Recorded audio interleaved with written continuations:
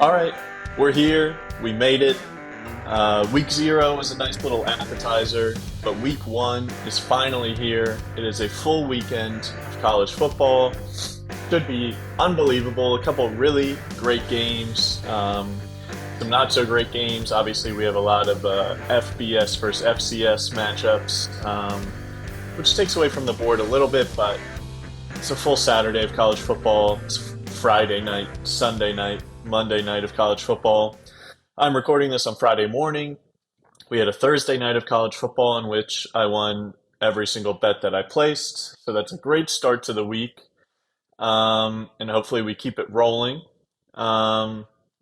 So the way I'm going to do these episodes, this one, it's been a bit of a weird week for me schedule wise, but hopefully we'll be having guests on later on in the season to highlight a couple of the big games, and then I'm going to run through basically every bet that I have for the weekend. And it normally is going to come out Friday morning, earlier than this most likely, but this week, like I said, kind of weird, but then there will be a recap on the blog, blakeylocks.com. It's just easier to do the recap in written word, I think, than on a podcast. But then I'm going to have these previews every Friday for the rest of the season. Maybe touching on a little NFL as we get later into the NFL season, but mostly going to be a college football show in terms of the podcast. And then I'm going to have more written stuff for the NFL at blakeylocks.com. So make sure you're checking that out. Everything will be posted on Twitter, so you'll be able to find everything there. Kind of the structure of these episodes, like I said, highlighting the big 3 to 5 games of the weekend and kind of diving into those regardless of whether I'm have a strong bet on it or not, just because I know people care about those games and want to get some kind of feel on what's going to happen in those games, and then running through all the bets for the weekend. So this weekend is, like I said, not the best slate in the world, just because there are lots of teams that are playing kind of gimme games for week 1. But there are 3 games that I highlighted that I wanted to talk about specifically that I feel like a lot of people are interested in. And that starts with Deion Sanders, Coach Prime. First game at Colorado. It's getting a lot of hype. The team's gotten a lot of hype all summer. They're going to TCU, a team that played for a national championship last year. So a big time matchup. It's the first big noon kickoff on Fox of the year. Fox gave Colorado the first 2 big noon kickoffs of the year. I guess just because they're playing conference games before anybody else, they get that. Hopefully they won't get those slots the rest of the year and we get good games in those slots. But if you've listened to anything that I've said this summer, the first win total I bet all year was the under 4.5 wins on Colorado. That's now a juiced under 3.5, which I would still bet personally. I think they're really going to struggle. I know they have a couple extremely talented players. Travis Hunter, Shador Sanders, the coach's son, who's the quarterback.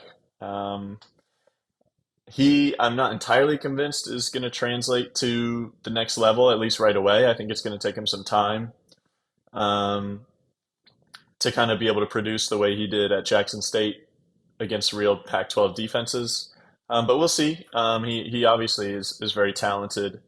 But top to bottom, the roster, the talent is just not there. They're starting a couple guys who transferred from the MAC on the offensive line. They're just going to be super undersized in the trenches against other Pac-12 teams. And that includes TCU, which is why TCU is a 20.5 point favorite. The total is 63.5. And my bet here is simple. I'm going with TCU minus. I got them minus 20. I think minus 20.5 is still fine. I would play it up to 21. So the starting quarterback for TCU is going to be Chandler Morris, who was supposed to be the starter last year, got injured in the first game of the season. Max Duggan came in to replace him. The rest is history.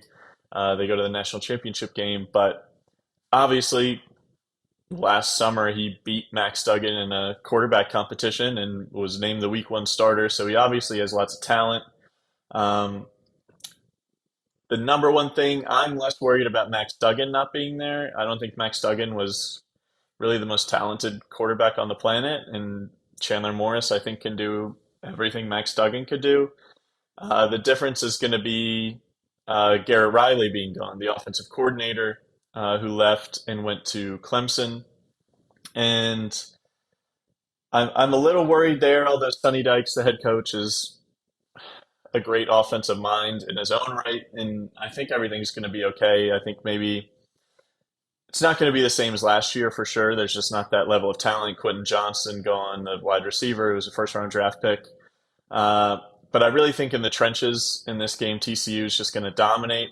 And I think this is going to be a theme kind of throughout the year. I think with everything Deion Sanders has done, both himself and then the media has done to hype him up, not even to his fault. Although, like I said, he has done a lot of it himself, making these videos about all this different stuff, bringing his luggage and it's Gucci or whatever the fuck he said.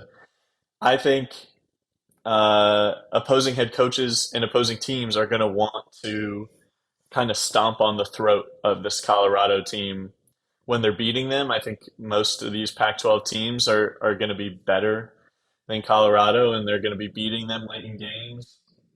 And they're not going to be like, oh, let's take some knees, let's bring in the backups, let's just run the ball, kind of drain the clock. They're going to be like, let's kind of humble this guy, humble this team, and show them they don't quite belong here yet. And so I think Sonny Dykes is going to have no problem trying to run up the clock on Colorado. So I think late in the game, they're going to keep the foot on the gas and they're going to cover that 20.5 point spread, win by 3 or more touchdowns. So that's the first game of the slate. College game day is going to be in Charlotte, North Carolina for the UNC South Carolina game. The second best game of the weekend after the Sunday night game. It should be an offensive shootout, which is great for people watching. Whoa, it's weird when it's mirrored. I meant to point here. I thought it was here. That's crazy. This guy, Spencer Rattler. Um, Crazy. Spencer Rattler, obviously one of the more divisive players in college football in terms of people's opinions of him. Some people think he's trash. Some people think he could be a Heisman contender this year and be a first round NFL draft pick, all this different stuff. He's obviously had a really interesting career. Went from being a Heisman favorite to getting benched for Caleb Williams and all this different stuff. Uh, and then you have Drake May on the other side, who is less divisive. People think he is the second best quarterback in the country after Caleb Williams. A lot of people think he's actually the best pro prospect of any college football quarterback right now. So there should be tons of offense. Both defenses have some question marks. And I think we mostly know what Drake May we're going to get. Obviously, he could have an unbelievable game or he could have like just a solid game. I don't think he's going to be bad. Whereas, let's see if I can do the right hand. Yes. Spencer Rattler is much more of an enigma. I think you could get an absolute trash game from Spencer Rattler where he throws a couple really bad interceptions and you're like, what is this guy doing? Or you could see the Spencer Rattler that played against Tennessee and Clemson the last two games of last season where he absolutely lit it up, just kind of played his own game and wasn't worried about it being in his head too much, which is really when he makes mistakes. He just kind of let the ball fly, nothing to lose, and that's when he plays at his best. And hopefully that's what he does here. Juice Wells, one of the best wide receivers in the country, was unbelievable. Had something like 20 catches for 400 yards, something ridiculous, and a couple touchdowns when you combine his stats from the last two games of last season against Tennessee and Clemson. He was unbelievable. That's kind of when the South Carolina offense started to work, is when you realize you had one of the best wide receivers in the country. You just put the ball in his hands and good things are going to happen. So hopefully Dow Loggins, the new offensive coordinator at South Carolina, watches that tape and says, okay, just how do I get the ball in this guy's hands? and I think he's going to be really hard for UNC to stop. A big break for South Carolina. It looks like, I mean, we're the day away from the game happening, and Tez Walker, who transferred in to North Carolina from Kent State as a wide receiver, was unbelievable in the MAC last year.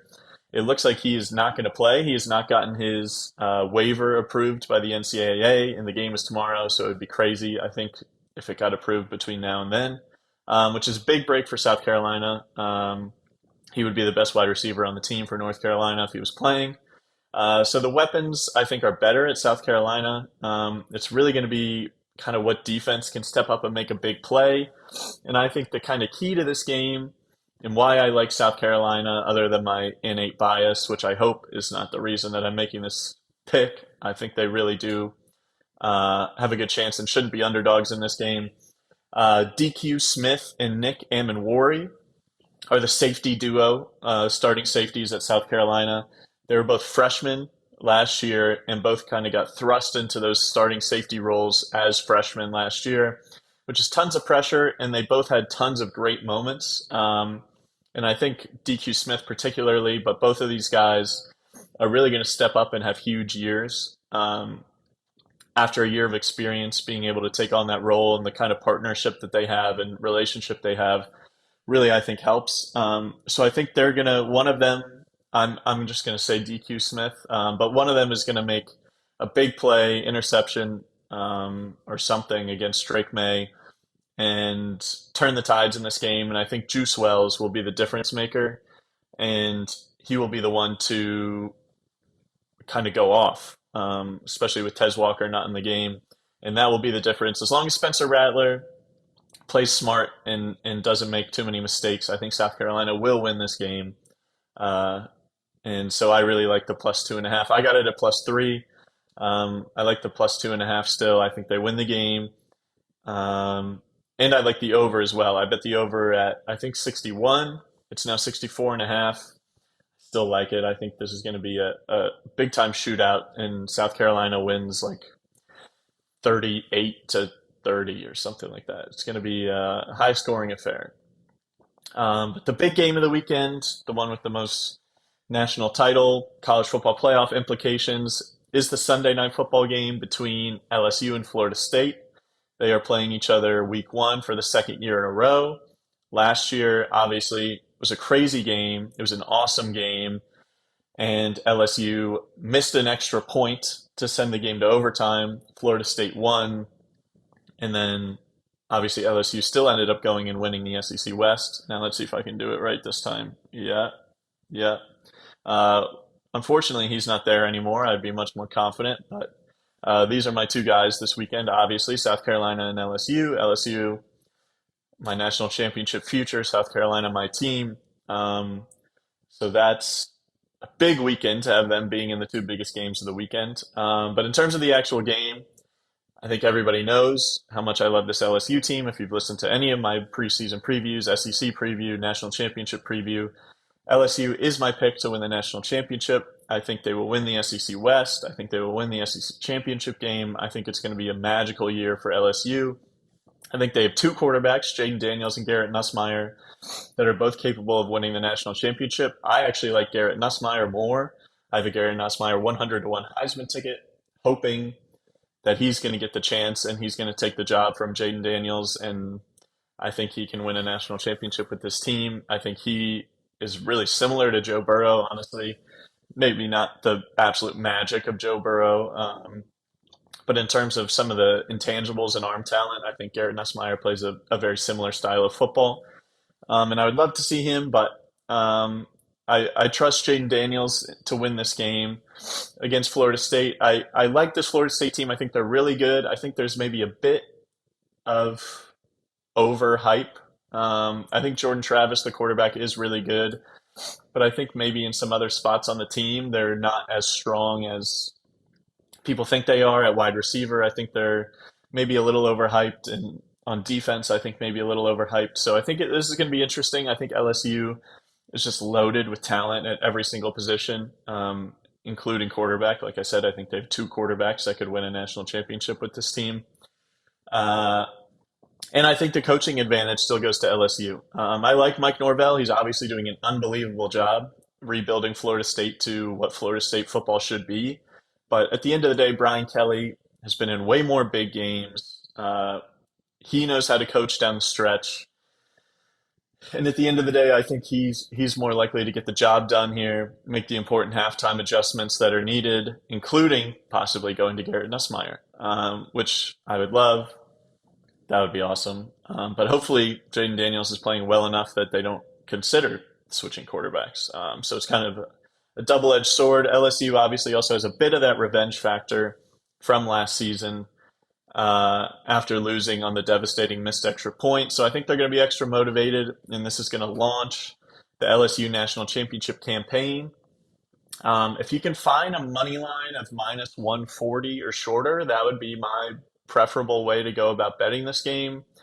If you want to pair LSU with the Washington money line, one of my other favorite teams, uh, the Washington money line should bring that LSU money line down to around minus 110 to make it about an even bet. So that's a money line parlay that I really like. Um, if you can do that, I also threw Penn State against West Virginia into that parlay, made it plus money, and that is my biggest bet of the weekend is the Washington Penn State LSU moneyline parlay. But if you want to take one team out of the equation, make it a little less risky, I think an LSU Washington moneyline parlay is a big time bet to make. So I'm pumped. It should be an awesome weekend with those marquee games. Both of these guys, well, not this guy specifically, Joe Burrow, but LSU, South Carolina, Spencer Rattler, and Brian Kelly are my stars of the weekend. Juice Wells, I think, will be the difference maker in that game for South Carolina. I think Brian Kelly will be the difference maker for LSU against Florida State. And go Cox, go Tigers. All right, so that's it for the big games. Now just going to kind of dive into all of my bets for the weekend. The rest of the bets. This is what I have as of Friday morning. There's always a chance that I'm going to add more. Chance for second half plays. The only second half play I made in week 0 was Louisiana Tech second half. That won. Live plays and that kind of stuff. You always got to be on the lookout for that. I try to tweet as many as I can. I tweeted about the Louisiana Tech one last week that won. But make sure you're following at Blakey Locks in the Action Network app, where that stuff will get posted and you can get notified when the play goes through. So that's the easiest way to do it. But here's everything I have as of now. Looking at tonight's games, Friday night, Central Michigan plus 14.5 against Michigan State. I think this is a major upset spot. I'm really down on this Michigan State team. They had Peyton Thorne transfer out at quarterback. Things are just really not going well for Mel Tucker at Michigan State. Everything around the program just stinks. And Jim McElwain, the coach at Central Michigan, former coach at Florida, he knows how to go up against these big-time Power 5 teams. He's not going to be afraid of the size and speed that just the players, the athletes naturally have. And I think Central Michigan, Burt Emanuel Jr., if you remember him from Action last year, he's the guy, the quarterback for Central Michigan that will just take the ball. He'll take off and run and just do insane things on the football field. Really hard to defend. And I think he could be a difference maker. And I really like Central Michigan to cover this game. The other Friday night game I like is Hawaii plus 4 against Stanford. We saw Hawaii last week, covered against Vanderbilt. I'm going to keep riding the Hawaii train. I think they win this game at home against Stanford. This is a super down year for Stanford. They have not gotten their figured out their quarterback situation yet. They're going to be playing multiple quarterbacks, which I hate. Hawaii, the run and shoot offense looked awesome against Vanderbilt. Garrett Shager, I think, is a monster. He could be the next big-time Hawaii quarterback. I think Hawaii covers this game and wins. But on to Saturday, I am betting Tennessee minus 28 against Virginia. I've talked about this in my ACC preview. I think Virginia is maybe the worst Power 5 team in the country. They're going to be really, really bad. I feel bad for my guy Tony Muskett, the quarterback of Virginia, electric name, but I think Virginia is really going to struggle. And I'm not even that high on this Tennessee team, but I think against this level of competition, Joe Milton will be fine. He's going to light it up. And then if Nico comes in the second half, I think he's going to have a lot to prove. He's going to prove why he should maybe take this job over at some point this season. So I don't think the foot is going to come off the gas with the backup quarterback with a lot to prove at Tennessee. Um, Western Kentucky, South Florida, I like the over 69.5. Austin Reed is maybe the best quarterback in the group of five. He's absolutely electric. And South Florida is really building up a nice offense. Their new head coach is Alex Galesh, who is the offensive coordinator at Tennessee last year. Um, and he's putting in an offense that they're just going to sling it. It's going to be awesome to watch. Both secondaries have a lot of question marks, so I think that's going to be a really, really fun game to watch. I think there's going to be tons of points, so I like the over 69.5. A couple team total bets I like for teams that I think are going to win in blowout fashion, but I like the team total as the angle more than the spread. And the first one is Washington over 36.5 against Boise State. Boise State, I think, will maybe be able to get some points up on the board, but I think Washington blows them out. Like I said, I love pairing them with the LSU money line and a money line parlay. McMillan and Roma Duze, I think, are probably the second best wide receiver duo in the country. Michael Penix Jr. at quarterback. I think they're going to absolutely light up Boise State secondary, and they're going to want to score a ton of points. And then the other team total I like is Texas over 47.5 against Rice. I know Texas has Alabama next week, so it's a little bit risky to be going for them to be running up the score.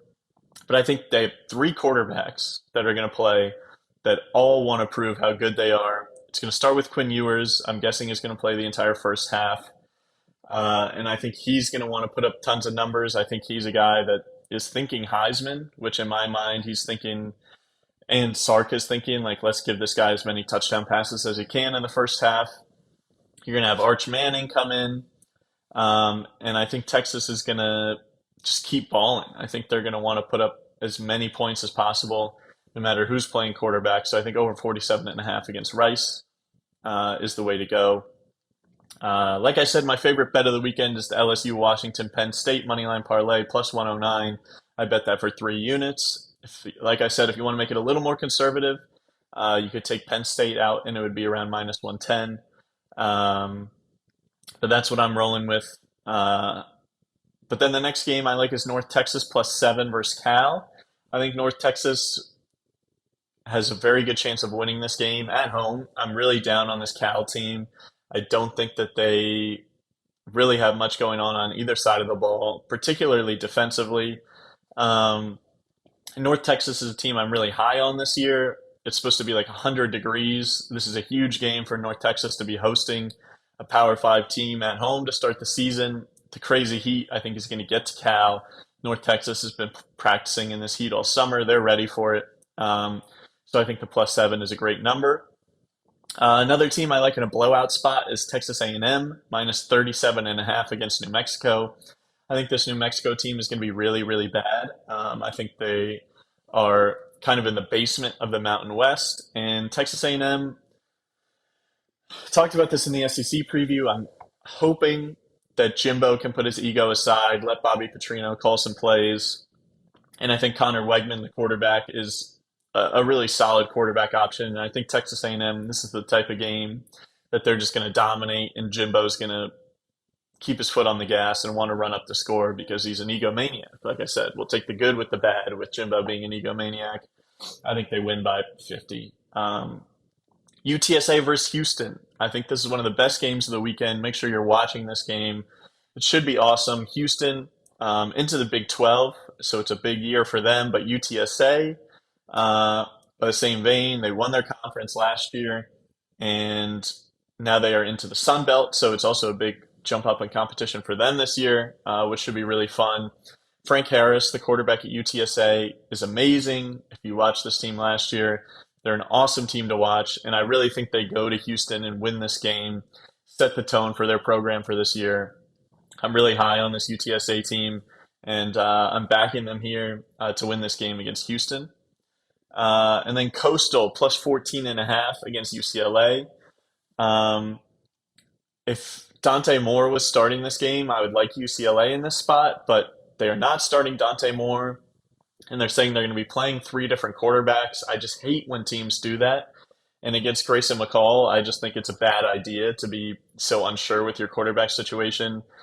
And I don't like this Coastal team really this year. I think it's going to be a down year for them without Jamie Chadwell and losing a lot of other talent. But I think in this spot, UCLA may get caught off guard a little bit, and Coastal, especially with that 14 and a half, would leave a back door wide open late in the game. And then Monday Night Football, Clemson, Duke. Uh, this Duke team is the best Duke football team in a really, really long time, maybe ever. Riley Leonard, the quarterback, is an absolute stud. But I just think this is a really tough spot for them to have to play Clemson week one. I think Garrett Riley coming in with Cade Klubnik is going to be a real problem for ACC defenses. I think Clemson, it's going to be a game where it's really close in the first half, and you're like, man, Duke's hanging with them. And you're like, oh, if I have Duke plus 12 and a half, plus 13, like, I'm good. They might win this game. Then all of a sudden, Clemson's up a touchdown late, and you're like, oh, okay, let's see if Duke can go. Clemson gets the ball back. They run it 12 times in a row with Will Shipley, get into the end zone. The game's over. They win by 14. It's just going to be one of those games where you're like, shit, how did Clemson even cover the game? But I think they do. And that's it. That's Monday Night Football. So that'll be the end of an awesome weekend of college football. Hopefully Clemson gets us the cover to end the weekend there. Like I said, make sure you're following on the Action Network on Twitter at Blakey Locks, both places. For any more plays that come through or live or second half plays that come through, it was a great Thursday night to start this week, and hopefully it continues for the rest of the weekend. Feel free in the YouTube comments or on Twitter at Blakey Locks if you have any questions or any other games you want me to talk about, drop it in the comment. Make sure to like the video. I would really appreciate that. It really helps with people being able to see it. And yeah, if you're not subscribed, make sure you're subscribed. Obviously, that would be great too. And other than that, thanks for listening. Make sure you're sharing this with people. I'm going to work really hard to put out some really good stuff this season. So spreading the word, I really appreciate. And anybody watching this, I appreciate the support that you've already given this season. Hopefully it's going to be an awesome football season. And thanks for watching.